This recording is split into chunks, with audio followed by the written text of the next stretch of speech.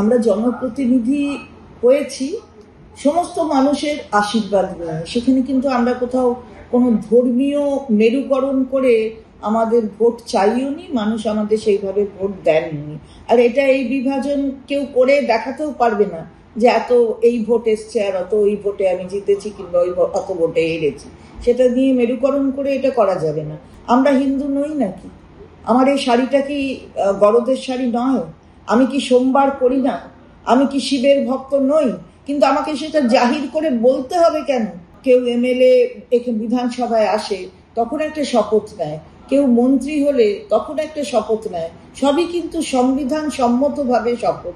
আর সংবিধানের মুখবন্ধ প্রিয়াম্বলেই বলা আছে যে কোনো এই ধরনের বৈষম্য থাকবে না, অর্থাৎ কোনো মেরুকরণ ধর্মীয় হোক কিংবা অন্য কোনো লিঙ্গ বৈষম্য কোনোটাই হবে না।